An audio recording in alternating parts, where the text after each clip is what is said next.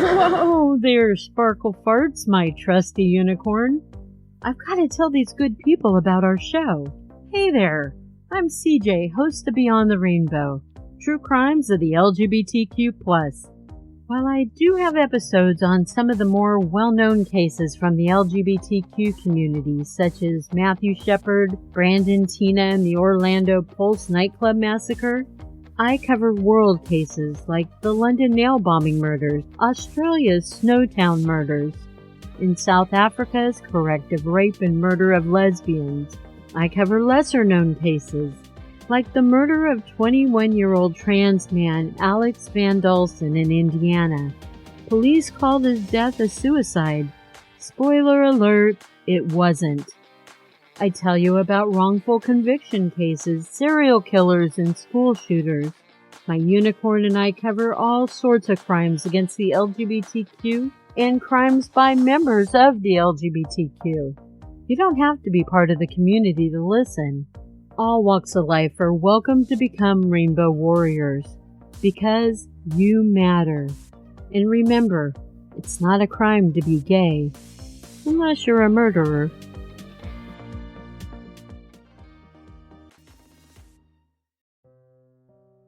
Darkcast Network, bringing our indie podcasts out of the shadows.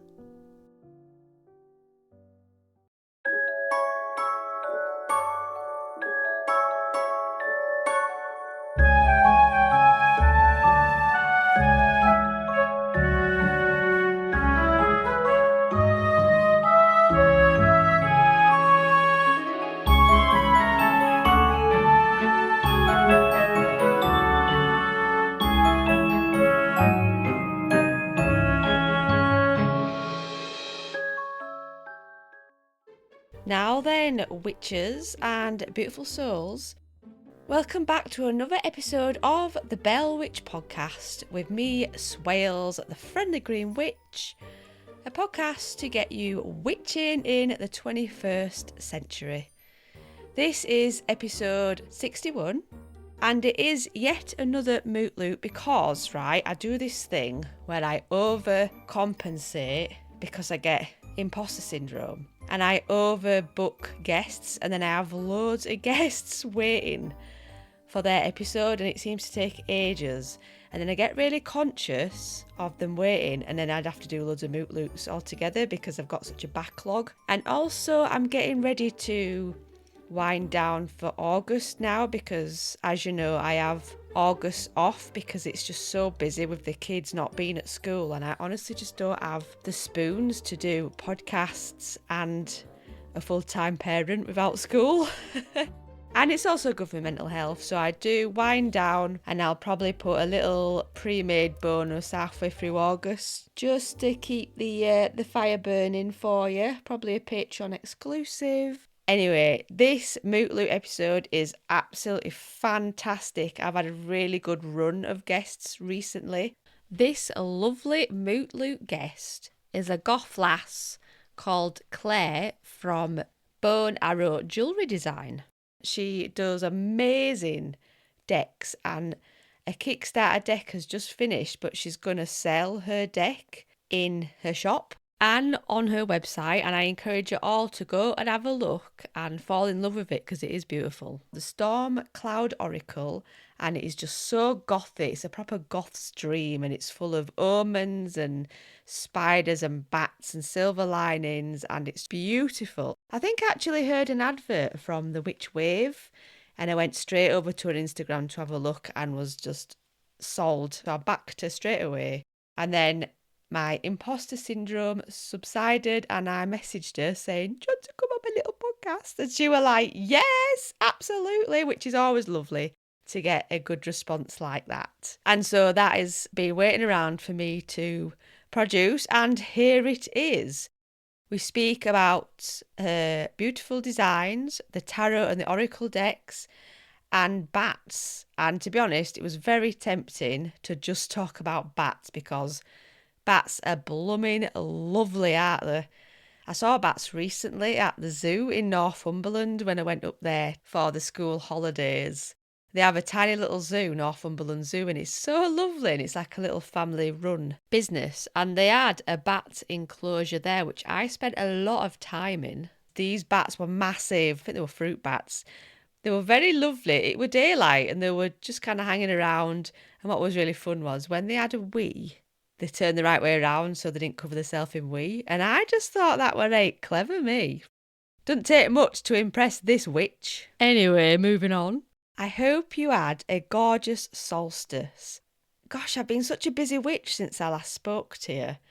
I went to Manifest with Matt Tweedy, who did the first ever manifestation festival up in Newcastle that I bought a ticket for ages and ages ago, and it was such a good day, and it is definitely going to be a podcast in its own right because I took so many notes and I learnt so much, and I want to buy yet more books. It was really well executed, if a little bit full on, because it was like one speaker after another and there wasn't really much time to network. But I kind of like that because I didn't have to make a decision then who to miss, which is like the bane of my life when I go to stuff like this. I'm always making the wrong decision. Oh, it were good though. I had such a good time. I learnt loads and time went so fast.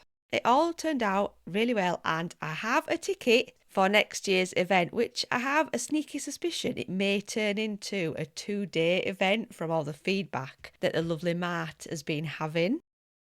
Then on the Friday, I got myself to York for the Interdisciplinary Witch Conference, Witches in Culture, History and Society, and that was on the 20th of June in York St John's University.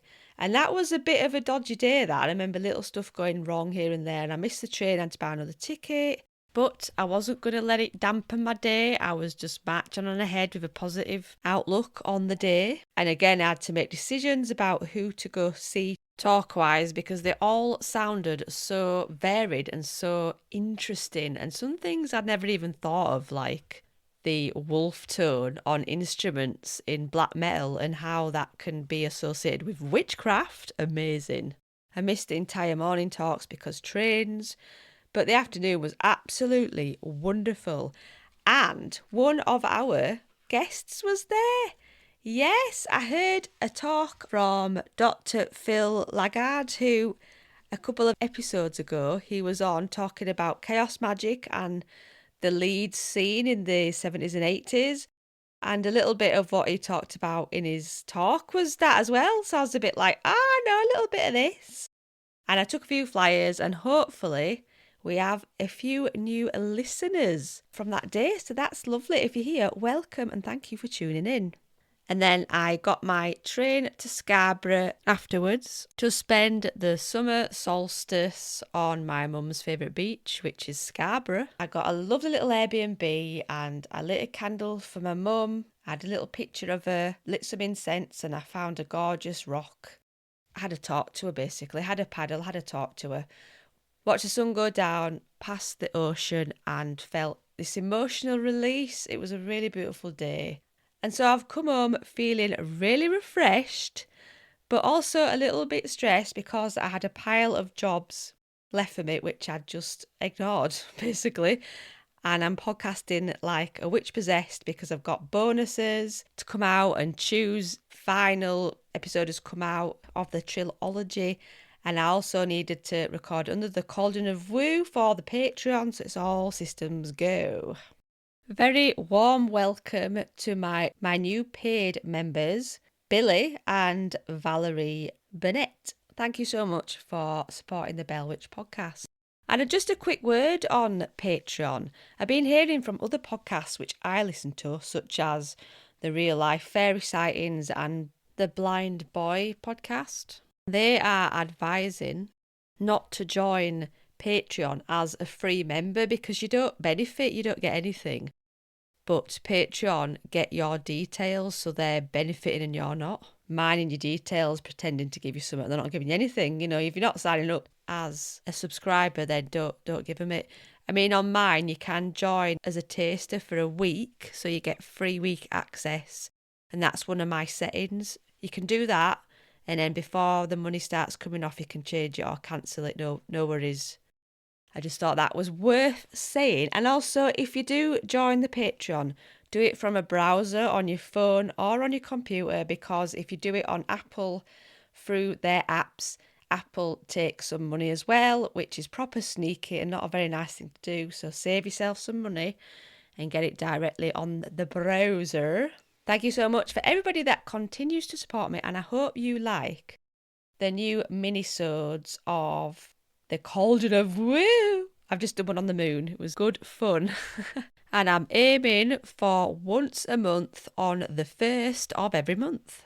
This has turned into a very long intro. I apologise for that. So, without any further ado, I shall hit play on this Moot Loot with Clare from BoneArrow Jewellery.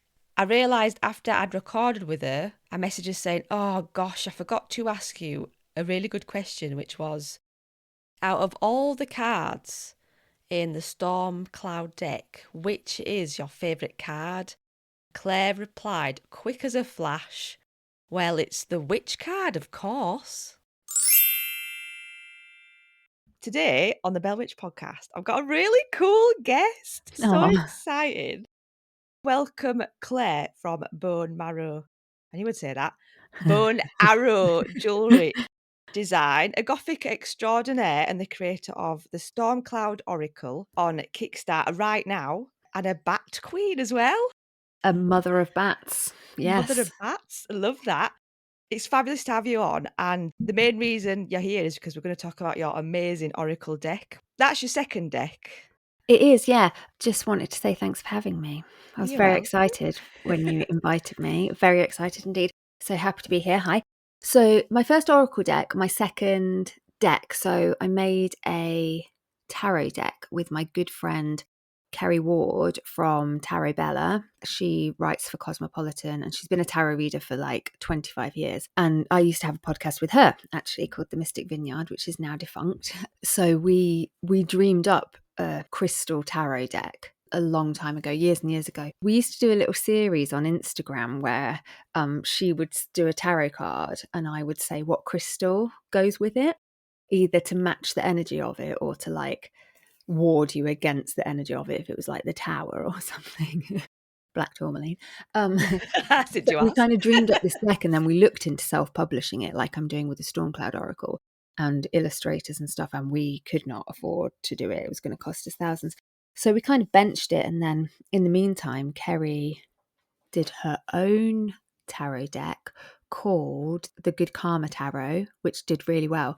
And so she pitched the idea to her publisher and they were like, yeah, sounds great, let's do it. So the Crystal Magic Tarot was born. Was that before lockdown? No, that was almost 3 years ago. All right. When you said years and years ago, I was like, wow. Not that long ago, actually. I've got self-diagnosed ADHD. I'm going through the referral thing, but you know how long that takes. So I don't think time is relative. It isn't. No, it isn't. It's an illusion. I tell you, it's an illusion. I mean, it was years and years and years ago that we talked about it. I had the first idea and then we didn't do anything with it. And then it's probably 4 years ago we started it. So it was a long time ago. And I know this deck. I have this deck somewhere. I buy and sell decks like on a vintage business type thing. It's amazing. Just guilt-free shopping. That's all it is. Yeah. And I have bought and sold this deck that you've created a few times. So I know it's quite a big one, isn't it, in a big box? That's amazing. Yeah, it's kind of, a chunky one. Oh, cool. I'll have to send you one of the Stormcloud oracles when they're printed. Oh, I've backed it on Kickstarter. Oh, bless you. Thank you so much. So you learnt a lot from your first deck and now you're doing the Oracle, the Stormcloud Oracle. The Stormcloud Oracle, yeah. So the first deck, I mean, I've discovered I don't actually like writing. About once a month, I'll have a flash of inspiration and I write really well, but the rest of the time it's like pulling teeth. So if it weren't for Kerry literally whipping me, the first tarot deck would never have got done. So there's a lot less writing in this one. I mean, Kerry wrote all of the tarot stuff. So I suppose really there is the same amount of writing, but I'm probably doing more of it. So the Oracle deck, it's a little bit freer. So you probably know the difference between tarot and Oracle decks. Tarot decks are all very kind of scripted. Each card has its own meaning. And Oracle decks, you can do what you want. So the Stormcloud Oracle is all like bad omens and feared creatures and unlucky signs and all the kind of things that like us goths are drawn to, but some people find a bit like squirmy, like pigeons and spiders and those kinds of things. Lots of them I have as tattoos. Got like a dead crow tattoo and a spider and a beetle and all these kind of things that alternative types love, but the normies are perhaps like, no, that's scary, or no, that's a bad omen. So the whole deck is made up of those symbols. So it sounds like quite a negative idea, but the idea is it's got a silver lining. Yeah, exactly. So it comes back to bats, really. So a lot of people are scared of bats and think that they're going to fly in their hair. They got blamed for COVID. People think that they are all vampires and stuff. And they've, like witches, they've just got really bad press. And actually, they're dead gentle and they're like really good pollinators and they eat bugs and eat loads of mosquitoes. And if we didn't have bats, we'd be inundated with loads of flying midges all the time because a soprano pipistrelle can eat like 3,000 bugs in one night. So they're actually really important to the ecosystem, and if you've ever met one, you'll know that they're actually really sweet and lovely and fluffy and cute. And so it's really disappointing that people are so scared of them because actually they're lovely.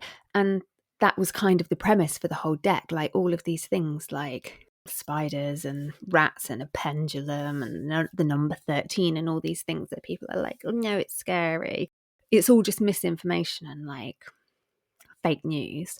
Whereas actually, if you dig a little bit deeper, there's actually some really cool things about it. And so that's what the Oracle deck brings. Like each card has got a lesson and, like you said, a little silver lining or a message of like courage or resilience. So it's quite a hard ass deck. Yeah, I feel like it is. It's very, I've been doing readings for people with my deck. It's like prototype deck that I basically got old business cards and wrote all the cards on because I haven't got one printed yet until everything's kind of in place and done and ready to print. So I've been doing readings with people to test the cards to make sure that they work in different readings, and all the ones that come up, like, they're not mean, they're not sugarcoating it. Like a lot of Oracle decks, as you probably know, are very like love and lighty and angels and pastel colours and affirmations and everything's amazing, which is great if you need that. That's lovely. Sometimes everybody wants a deck like that, but sometimes you need a deck that's going to slap you around the face and give you a shot of tequila and push you out the door and be like, go on, you can do it. And you're like, okay. Like everybody needs a friend like that, and I think everyone needs a tarot deck or an oracle deck like that. I've definitely got a tarot deck that's like that. I think a lot of tarot decks are like that. They Yeah, never sugarcoat anything, don't they? it's true. It's true. I have got the Wild Unknown is a very gentle deck, I think. Yeah, Very kind. it is. Yeah, I've actually got an oracle deck called the Roast Oracle, and it Have you? Sounds basically mean. tells you to get over yourself. Stop centering, stop being white female tears, and I love it. I bloody love it. I love it. That does sound completely my energy. Sometimes you just need that, don't you? And the deck, I've seen it as it's getting its stretch goals and stuff, but aesthetically, it's absolutely beautiful. It really Thank is. you. That's Mari. So the illustrator, Mari, I've worked with for a few years. She's done loads of illustrations for BoneArrow, my jewellery company. She's based in Argentina. She's beautiful. Her Instagram is Witch of the Woods. The W's, the V's. Yeah, she's amazing. She trained in engraving. So her drawing style is as if the picture was to be engraved in metal for like copper plate. So yeah, she's just like super gothy, super dark, like slightly weird imagery.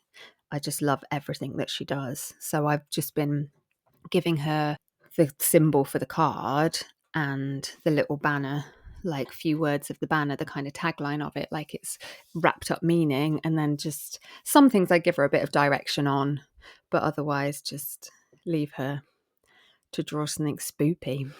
Is it a case of it's like a brief per card? Not all of them. Some of them I just give her the card number, and like the Three of Swords, I just let her she's going to do an amazing 3 of Swords and a bat. I know she's going to do an amazing bat. A couple of them I've had to kind of explain or give reference pictures or something a little bit, which I've got hundreds of reference pictures from like graveyards and stuff. Oh my God, this sounds so good. I can't wait to get my hands on it. I can't wait. Kickstarter is such an addiction, honestly.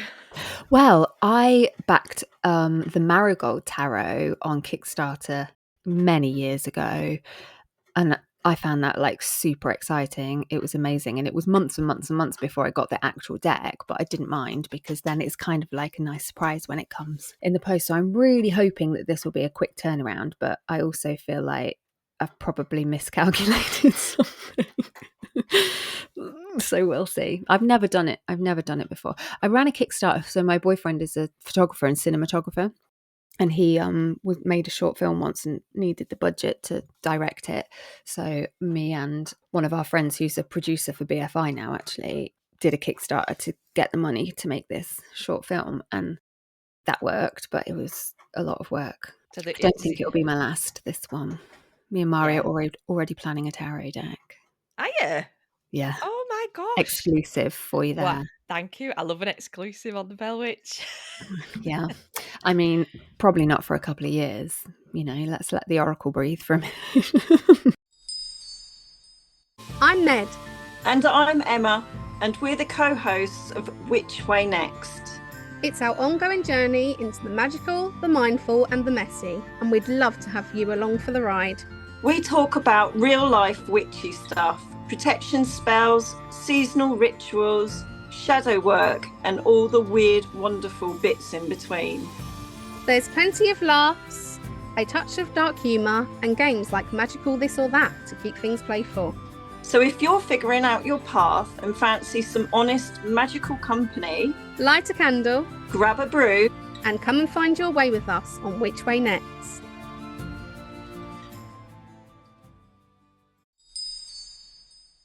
What other decks inspire you? Is there any that always come to mind when you work? Even with your jewellery, I bet there's stuff that inspires you. Ooh, that's an interesting question. So the Marigold Tarot by Amrit Bra, she's Canadian, is all skeletons and it's all black and gold. So it's all marigolds, skeletons. I love that deck. I love anything with like skulls on, really macabre stuff. Definitely find inspiration from those kind of like Gothic drawings, especially in my jewelry work, but also the tarot in general. Like I've made collections around different tarot cards before, which is one of the reasons that I wanted to make the Crystal Magic Tarot. So some cards I feel like really resonate with a certain stone, like the Magician. I chose jade for the Magician card because I feel like it's such a kind of lucky stone of like wealth and abundance. So I did a whole collection of jade pieces that were kind of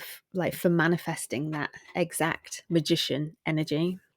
Is there something in the background I can hear? Yeah, every single time I started the podcast, this would happen. That is one of my rabbits, Zilla, who is chewing a toy.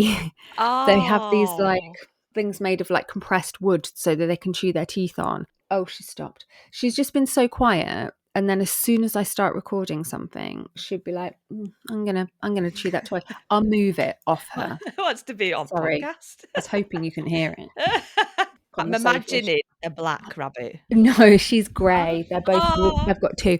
So Zilla's a little grey, lop-eared old lady. She's 9 now. And then Pixel, who is, we call him Perfect Prince Pixel because he never does anything wrong. He's arrived. He's like an apricot colour, like an orangey kind of, but like a soft sandy coloured bun. I thought because you wear black, you'd have like black fur. If only, because then I wouldn't have rabbit hair on me all the time. It would be perfect, really. Is there any witchcraft within your storm cloud oracle? Yes. I mean, funny you should say that, really, because I have infused so much witchcraft into it as I've been doing it. So I launched the Kickstarter on a new moon, and it will be ending on a full moon 6 weeks later. Any launch I do, I plan around the moons always. Totally. And also, so I'd kind of written all of the card meanings and stuff, and the booklet that comes with it, I was just going to do a little intro. And then I was like, maybe I could do a little spell in there, and I could put a little ritual in. And so I've got a little Patreon gang that's like kind of BoneArrow super fans that are like my core, that everything I'm doing, I'm like, do you think I should do this or do you think I should do that? And I show them like stuff I'm designing and things, and they kind of like chip in with what they think about stuff. So I asked them, like, they've all obviously backed the Kickstarter. So I asked them, would you like me to put like a little ritual in there for doing readings, or would you prefer like a spell so you can enchant the deck to you so that you get the best readings that you can? And they were like, both, please. I was like, okay, I'll do both. So I'm working on a spell at the moment. I think it's going to be a sigil spell. So obviously the guidebook will have to beef up a little bit, which means the box size has to change and stuff. So that's my next stretch goal.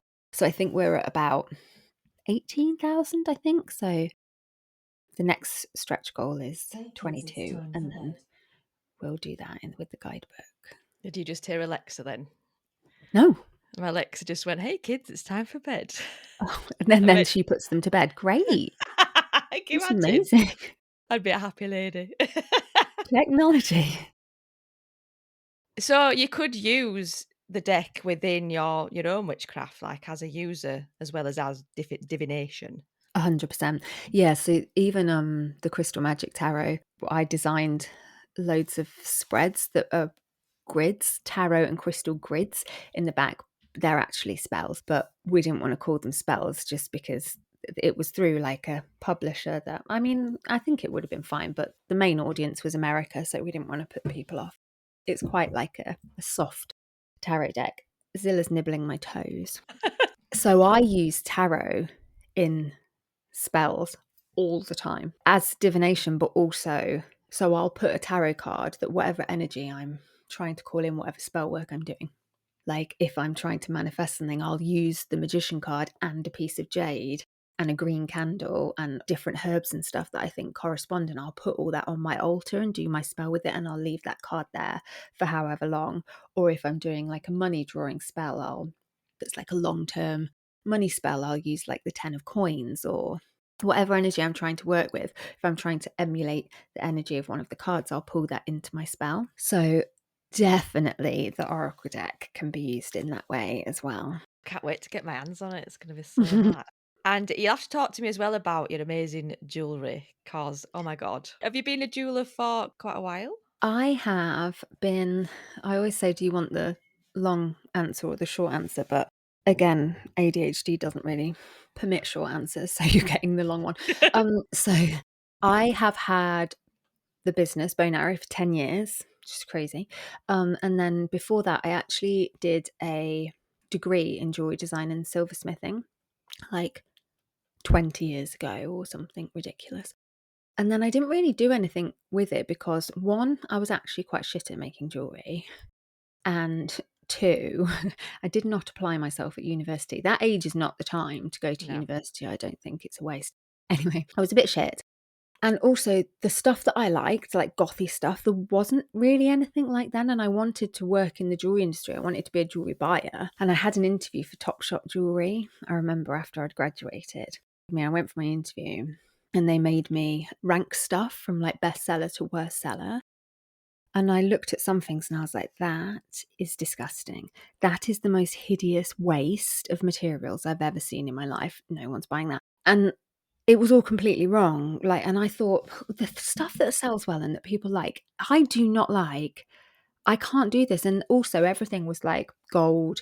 And I worked at the assay office while I was studying, where they hallmark the jewellery. And all the stuff that came in was like QVC stuff. And it'd be like, do you remember those clown pendants with like dangly arms and legs and big ruby eyes? And I was like, who is wearing this absolute tat? So the stuff that I wanted to make, I remember like drawing logos for my jewelry brand I wanted to create in like 2003 when Shopify didn't exist. You had to code your own website if you wanted to use one. Obviously, I couldn't do that. So I just thought it wasn't possible. So I kind of benched it for a long time, and I went and did loads of other jobs and worked in an office, and I was a makeup artist for a while. lots of different things until I was in my 30s. And then once I realised that nobody knows what they're doing and everyone's just making it up as they go along, I was like, well, fine then, I'll just make up a jewellery company and just start doing it. So I did. And that was 10 years ago. And now I've got an actual shop and employees and send orders out all across the world. And yeah. Such a dream. I also studied metalwork and jewellery at Sheffield Hallam. Did you? I nearly went to Sheffield Hallam. Yeah. And I graduated in 2012. This isn't very witchy, but I tried to be a jeweller for maybe 4 years before I Did had you? my first baby, and it was just really hard. Like, it Yeah. was just so hard to make any living, and I was working Yeah. 12-hour days. This room actually used to be my workshop, Did it? like Oh with my gosh, that's the amazing. bench peg, and I'd do the trade sales and the craft sales, and oh god, it was horrible. I hated everything about it. The Oh best bit no. was making the jewellery, and everything else sucked. Yeah. It's really hard. It's really hard. So for the first 5 years of BoneArrow, I had a plan that I wasn't going to take any money out of the business for 5 years. I think I'd said 4 actually, but it ended up being 5. Any money I made, I put back in. So I started with a really little amount of money to buy like the stuff. It's really hard. Jewellery is such a luxury, you know. You don't walk around a craft shop, a craft stall, and be like, I'm going to spend £200 on this piece right now. Yeah. People have to think about it and buy it for loved ones for big birthdays, and Yeah. and then you've got stuff coming in from China and from India, and it's like, Don't. how am I going to compete with that?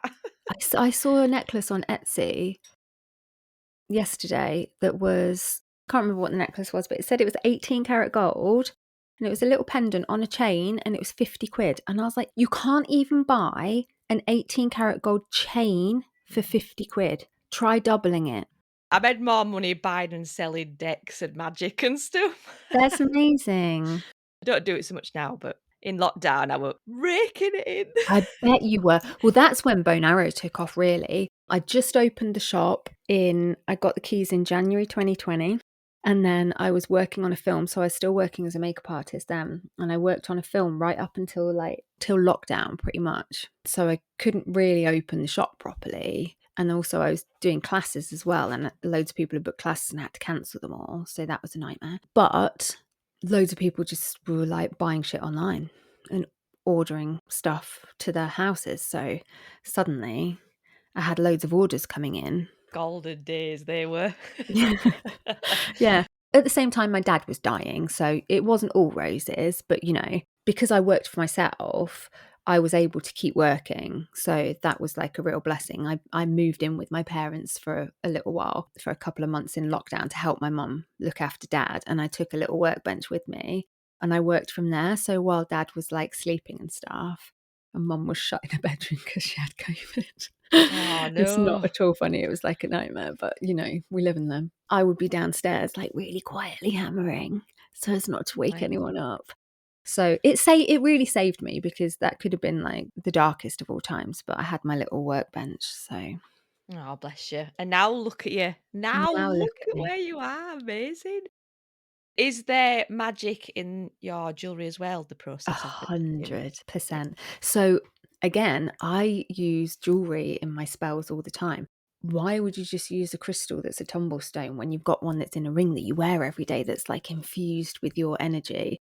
And I make jewelry that has the specific reason of being a talisman. So when my dad was dying, it was very stressful and I really needed grounding. So I made myself this huge smoky quartz pendant on a big chunky chain. I wore it every day, and if I started getting a bit overwhelmed or stressed or upset, I would hold on to it. And I really felt like that smoky quartz like really helped me through my grief and through that really tough time. And I've got a ring that is like has a protection charm. It's enchanted with that every time I put it on, that's my little like bubble of protection around me. I've got a Whitby Jet ring that I carved the Whitby Jet myself, which is another defensive piece of jewelry. So all of my jewelry serves some kind of dual purpose, and all of the stuff I make. I just made some pendulums that double as a necklace, but then you can switch the chain over and use it as a divination pendulum as well.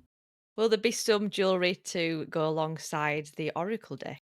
This is like you're reading my mind every question. Ah. Like, you've been in there, haven't you? Ferreting around like, oh, what's in this box? Let's open that. Yes, I'm working on a little storm cloud pendant, and I've got, this is very exciting, I've got 2 pieces of cloud-shaped onyx, black onyx, that I'm going to put, they're amazing. I'm going to need to try and find some more because these are going to be some pretty nice one-of-a-kind pieces. They're going to have a little silver lining around them. Loads of the emblems that are in the Oracle deck are already stuff that I use in my jewelry all the time, like skulls, evil eyes, bats, daggers. Like, all of my jewelry has these elements in them anyway. So I'm hoping to kind of have a library of symbols that you can choose from and kind of create your own little spell on a signet ring or on a pendant and pull in, like, I need a dagger for protection and I need the evil eye and then this stone, and make your own little spell with them. I like the little snakes. You got like little snake jump rings. Oh my Yeah, God. fiddly little bastards, yeah. I started with a bracelet of chunkier snakes as a bracelet, and then I made it as a necklace, and it's got like 44 snakes. And the tiny ones you have to solder, which is annoying, but the big ones you don't. You can do them with pliers. They cost hundreds to cast and hours to make, but they're amazing. Bit obsessed with like Ouroboros or Ouroboros, whichever you say. A snake eating its own tail. They feature in my work a lot. In the deck as well. And there's one in the deck. There's one in the Hey. deck. Yeah, that was a tricky card. So, I mean, the meaning of it is the unity of all things. And I was like, how can I use this in a reading though? And so Mari drew one, and I was like, oh, I can't, I need to change the meaning of this. I can't quite make it work. And then she did the drawing, and I was like, oh my gosh, this is amazing. I need to write the meaning based on the card that you've drawn rather than the other way around. That makes sense to me, actually. Drawing the art and then doing the meaning. I guess that's because I'm more of a creative brain rather than an academic brain. Yeah, I mean, a lot of them, the meaning is so like intrinsic in what it is anyway. Like the skull, Mari drew a really nice setting for the skull. There's a black sheep, and it's so cute. It's so Oh. cute. This little black sheep. I'm very excited. We've got about, I think Mari's done about almost half of the cards now. So due to a couple of stretch goals, it's now a 52 card deck. It was going to be 44, and then we did a couple more stretch goals, and now it's 52. So that feels like a nice number. It is, isn't it? One every week of the year. Exactly. So magical. I was saying, what else should I ask you? About your personal magic, like your personal witchcraft, not for work, but for your free time. So what kind of witchcraft you do? What kind of witch would you say you are? I'd say definitely an eclectic witch. I do a lot of animal protection magic. Ends up being the way when I've got a bat that needs some help, or one of the bunnies is ill, or Jack the dog went missing. I feel like I'm always petitioning St. Benedict, like, here's some Benedictine on the altar. Please, can you help me with this animal and make it better? Definitely a patron saint of mine and all the animals. Or if a bat's being released, I have a little like sigil that sometimes I put on their release box before Oh, they that's go. lovely. I've got a little crossing over spell that I recite anytime someone dies. Do you know what? I even say it when I have to kill mealworms. I'm a vegan. I have to kill mealworms or send them to their death, because that's what the bats, when they're in care, eat. Which in the summer, when I've got like loads of baby bats that I'm weaning off milk, they have puppy milk, not from puppies, obviously. Puppy milk formula. There's nobody milking puppies in this house. And then I have to wean them onto mealworms. I have to chop the heads off hundreds of mealworms every night. It's the worst. And I do a little crossing over spell for the mealworms because I feel so bad for them. But I give them a nice life while they are here, rather than sitting on the shelf in a pet store. Yeah, lots of animal magic. I always say it's very disappointing with my name being Clare that I don't have any of the Clares. I'm not a clairvoyant or a clairaudient or any of them. I don't feel like I have any psychic powers. But I have managed to create a very magical oracle deck that when I do a reading for people, the right cards come out at the right time. Because sometimes, I mean, it's always the same with tarot. So this is probably my best witch skill. If you pull a card in a certain position, and if you'd pulled it in the position before, it would not make any sense. But it makes perfect sense in that one position.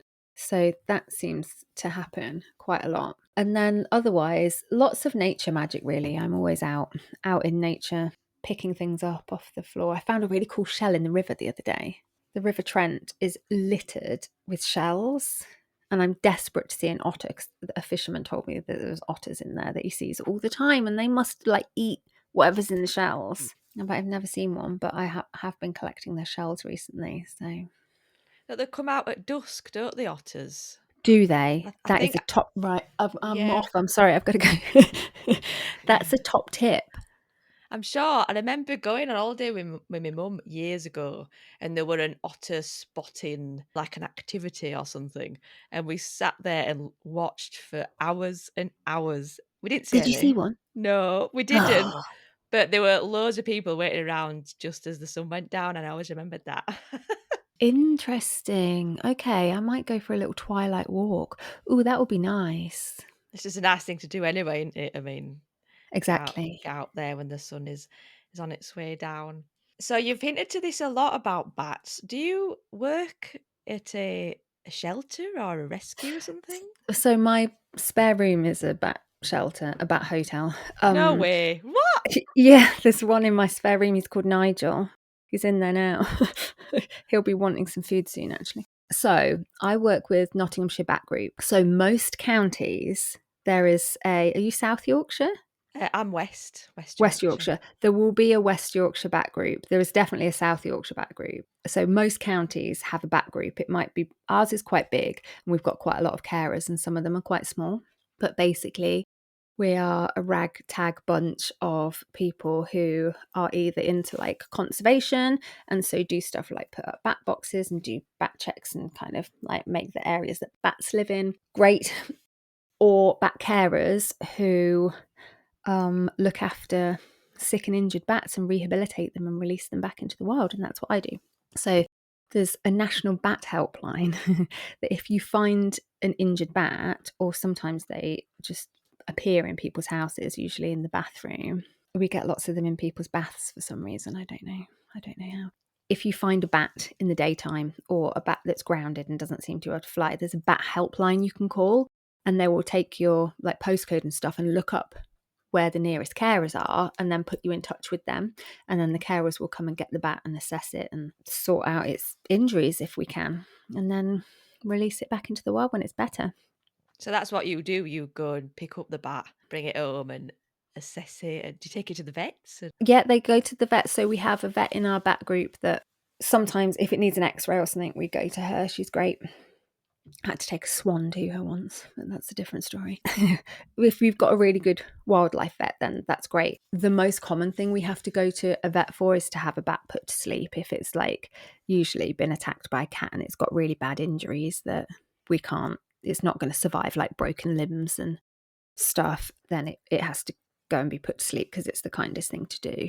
But if they're rescuable, if have got only small injuries, sometimes they're just dehydrated, especially when it's like spring and they've just come out of hibernation and they haven't eaten for a long time and they're probably really thirsty, then we get a big peak. We've had loads of bat calls this week because the weather's been hot, of bats that have kind of can't quite cope.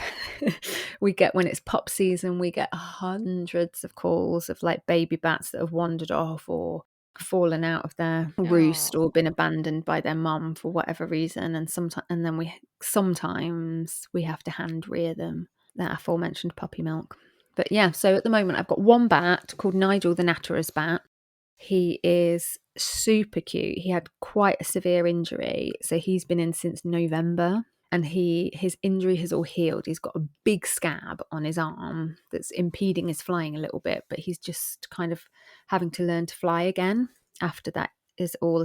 It was basically like his arm was degloved. It was a bit gross. He's done really well. So yeah, he's been in my spare room for months. Oh my God, I find it incredible, and I've got so many questions. It's like, if you hand rear them, can you still release them? Yeah. So bats grow up so quickly. 1 week of their lifetime is the equivalent of like 3 years of a human's life. So in their first week, they learn all the stuff that a human baby learns in the first 3 years. And then their second week is like 3 to 6. So if they're not with their mum and around other bats, they don't learn how to bat. So if they can't be released back to where they came from, which if they were a baby and they couldn't fly when we got them, then they can't because their roost will have moved on. They won't know their way around and stuff. So we make a new cohort with them and put them in with other baby bats. So hopefully they can learn from each other. And then we release that whole group together. So last year we released 17 bats that were hand reared from babies into a gorgeous park with bat boxes in Radcliffe-on-Trent. And so they go and live their lives in the wild there. But they have to go to flight school. So I'm usually the weaner. So different bat carers have baby bats, and once they get to the stage, we have to feed them through the night like actual babies, sometimes every few hours, like wake up and go and milk feed all the bats, which is a lot. And then once they get weaned and they're starting to fly, then they go on to flight school, which is another bat carer, Alex, who takes them all for flight school. So we'll kind of get them doing like different exercises and trying different things like finding their wings. And then she has a flight cage in her garden, which is like a big outdoor, kind of like a big bird cage. Are they called aviaries when they're birds? Mm-hmm. Yeah. So she has like a big one of those with bat boxes in that they can fly around and like hunt. So we make sure that they can fly, they can look after themselves, they can fly up from the ground, and they can hunt. And if they can do all of that, then we can release them back. Oh my God, it's amazing. How amazing must your life be to have pet bats? That is just, oh my God, it's incredible. I'm really, really into the idea, because you see it, don't you, on TikTok? Like there's a goth with a bat. Yeah. And it's hanging on the bed head and all that.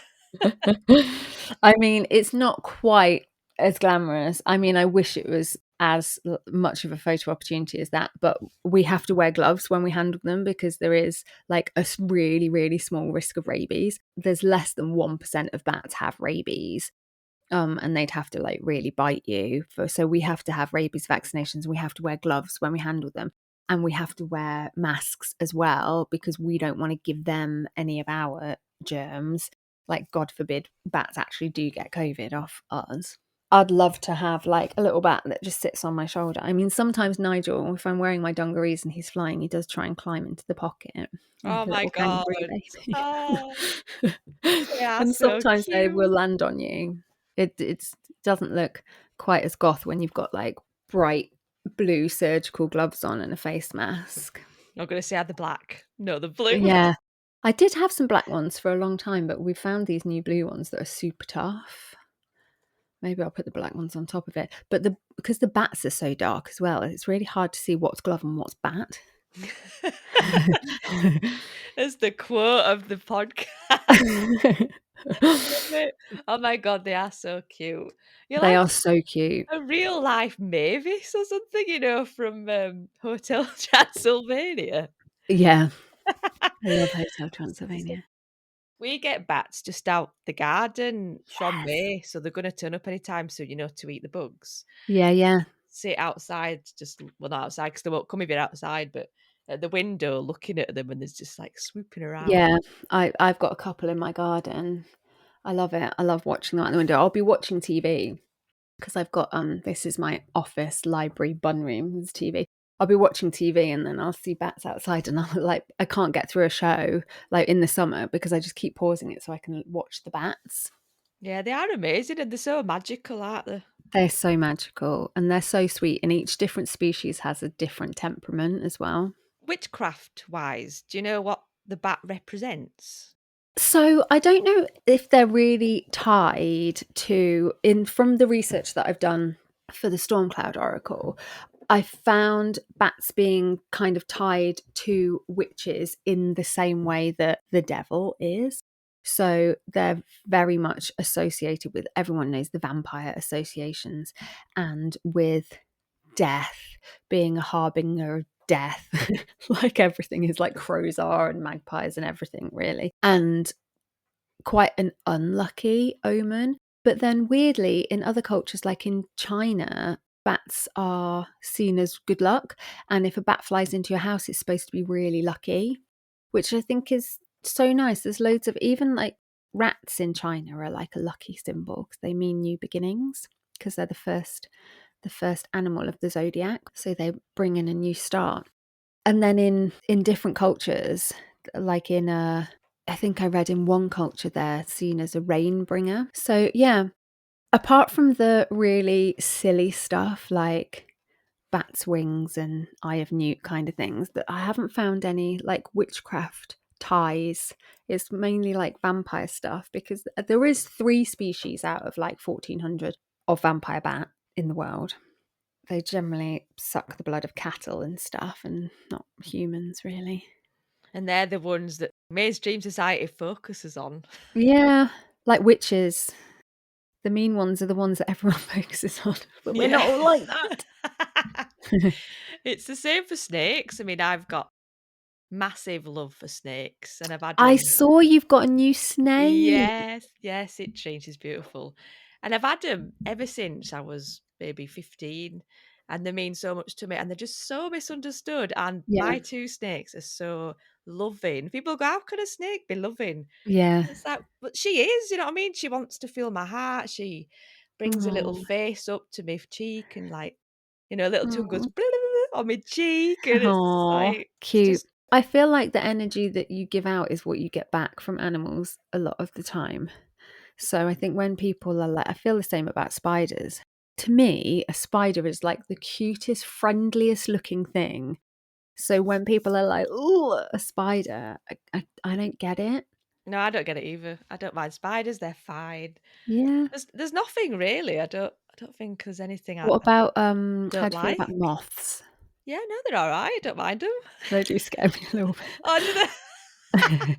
They're a bit erratic. The worst insect for me that I will squeal and run away, which I can't. I really try not to. It's daddy long legs, crane Oh, flies. how weird is that? My mum used to be scared deaf of daddy long I legs. can't, because they're so erratic and they will fly at you into your hair. This is what people say about bats, but they'll fly at your face. I think if I were to pick something, it'd probably be maggots. Like, I wouldn't want to touch them or anything. Right. Anything that you know, like a worm and it wriggles fast, that makes me go like, "Bleh." But they're kind of like mini snakes. Nah. No, no. No, no, that's not gonna fly. Nice try, but no. I do Reiki healing. I've been Yeah. thinking about doing animal Reiki actually, Yes. because when I go to people's houses with my little tools and me bed, they'll be laid down and the cat or the dog will just come and sit on them and want me to No way. put my They can feel it. hands. Yeah. So it feels like the universe kind of like prodding me, going like, "You're Do gonna go it. this way." Do it. I don't know if I need anything special for animal Reiki because I'm only qualified in like human Reiki, so I don't know. I bet you just have to like tune into it in a different way. I think the chakras as well are more balanced anyway, you know, because they're not upright, they're horizontal. Yeah. There's a theory that the chakras work better horizontal because there's no, you know, like you got to bring it up. It's all like lineal. That is a good excuse for staying in bed longer. Was it If animal, I ever I think? heard one, I need to be horizontal more. Yeah, totally. I think it's true, mate, because the It makes animals, sense. and when you're with animals, they do lift your spirits, no matter what animal it is. They do. It's proven that if you like, stroking an animal lowers all of your like metrics. I don't know which, but Yeah, calms you. People who have pets live longer lives and are less stressed. I know this. Yeah, I need a dog. I'm manifesting a dog. Oh, you can have one of mine. I've got 2. I've got too many. They're mental. Daisy's a 10-year-old Springer Spaniel and she has got no chill. She just wants to play ball 24 hours a day. If you get up in the night and go downstairs, she's like, "Ball? Oh, bless. Coming up to 50 minutes, that has flown. Can you plug yourself? Plug the Kickstarter. Where can we find you? Okay, cool. So the Stormcloud Oracle is, you can find it if you type it into Kickstarter and it will bring it all up. There is 10 days as of now. I don't know when this podcast is going to go out. Kickstarter finishes on the 12th of May, I believe. So you can find it there. You can follow the Stormcloud Oracle on Instagram. That is Stormcloud Oracle. And you can follow me at BoneArrow. I post pictures and videos of bats sometimes as well. So you can find them on the BoneArrow account. I did have a separate personal account, but it all just blurred into one. So I just post bat stuff on BoneArrow. They get more views than any of my jewellery. Oh, what's your jewellery website? It's bonearrow.com. So BoneArrow. Not bone marrow. Not like bone. Do you know my people think it's bone? dyslexic brain? No, people think it's bone marrow all the time. Someone came in the shop today and they were like, "Oh, look, a bone marrow t-shirt," and I was like, "No, that's not it." But I don't know why I called it BoneArrow. It just popped into my head, and I saw the logo and everything, and I was like, "Well, that's what it's called." Like it didn't come from me; it came from downloaded from somewhere. And then every time before it was like established, if you Googled it, it said, "Did you mean bone marrow jewellery?" Like nobody wants bone marrow jewellery. I really don't. I bet it exists. I bet somebody's got bone marrow jewellery. I bet they do. At uni, I made loads of jewellery with bones. I sliced up some cow thigh bones. It was gross. There was a lot of bone marrow going on there. It was disgusting. But it made some cool jewellery. Which you wear every day. I mean, I wasn't vegan then. So yeah, you can find me at BoneArrow on Instagram. BoneArrow.com is the website, and the Stormcloud Oracle on Instagram. Thank you. I've had a really lovely time. It has really flown by. Oh my God, little bats. Little batties. I'm going to go and listen to all of your previous podcast episodes now. Well, be gentle because the first lot are not great. I do get better. That's always the way. Whenever I used to start a new podcast, I used to start at the beginning. And then I was like, no, you start from the latest one. And then if you really like it, you go back to the beginning and give them a little bit of grace. Like, this was another reason we stopped our podcast. The sound was terrible. Everything was terrible. There was always a bunny chewing something in the background. You have been listening to the Bell Witch podcast, created with love and magic by me, Swailes, the friendly green witch. Big thank you to my lovely guest for this episode. And thank you to you, dear listener, for choosing the Bell Witch podcast to fill your ears. If you have a witch business, an independent podcast, a witchy topic you'd like me to talk about, or a trailer you'd like me to play, reach me on the Bell Witch podcast at yahoo.com. I love to hear from you, and I love to support you, and I love to celebrate other witch businesses, because there indeed is magic in sharing audiences amongst podcasts and other spiritual businesses. If you would like to show the Bell Witch podcast some love, you can leave ratings and reviews wherever you listen to your podcasts, as those stars really do help the show to shine. Join the Bell Witch podcast on Patreon for bonus content, early access and behind the scene videos. Until next time, stay magical, witches.